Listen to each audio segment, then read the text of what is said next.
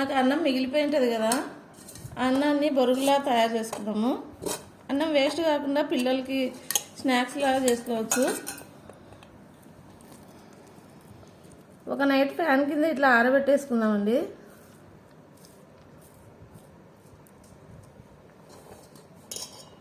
అంతా నీట్గా ఆరబెట్టిన తర్వాత పొద్దున అంతా ఒట్టిగా అయిపోతుంది.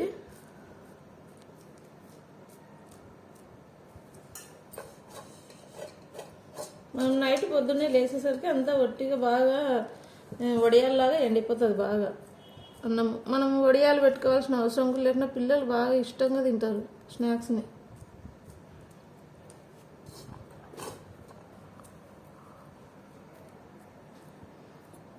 మార్నింగ్ వరకు ఇట్లే ఆరబెట్టేద్దాము, వట్టిగా అయిపోతుంది అన్నం అంతా. నైట్ అంతా ఆరబెట్టేద్దాం ఫ్యాన్ కింద. నెక్స్ట్ మార్నింగ్ అంతా వట్టిగా అయిపోయింది కదా, ఫ్యాన్ కింద రాత్రి అంతా పెడితే ఇవన్నీ ఒక చోటుకి తీసేసుకుందాం.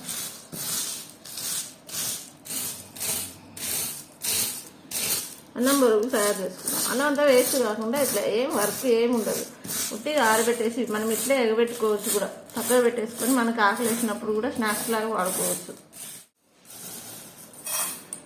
అన్నీ ఇప్పుడు వేయించుకుందాము. మనకి ఎప్పుడు కావాలో అప్పుడు ఏం చేసుకోవచ్చు. పిల్లలకి స్నాక్స్ లాగా స్కూల్ నుంచి వచ్చినప్పుడు కూడా వేయించుకోవచ్చు.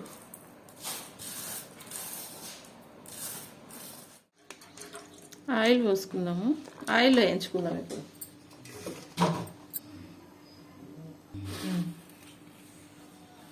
నూనె కాయింది కదా, నూనెలో వేయించుకుందాం.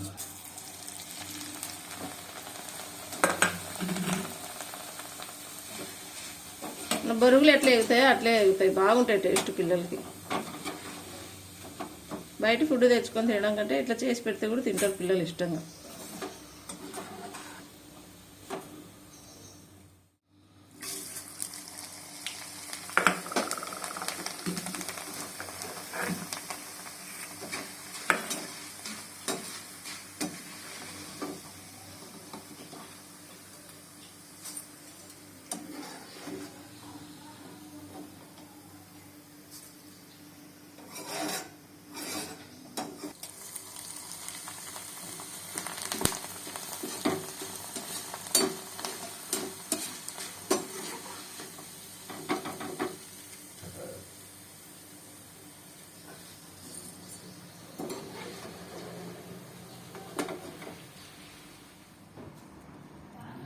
సరిపడంతా ఉప్పు వేసుకుందాము.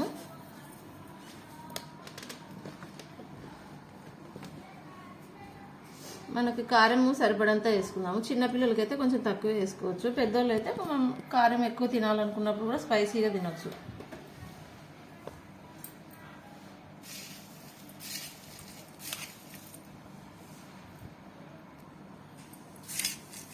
అన్నీ కలబెట్టుకుందాం, ఉప్పు కారం బాగా కలిసిపోయేటట్టు.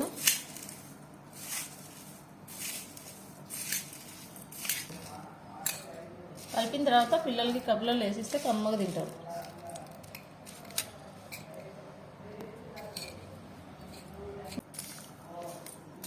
సరే అండి, మీరు కూడా ఒకసారి ఇలా ట్రై చేయండి.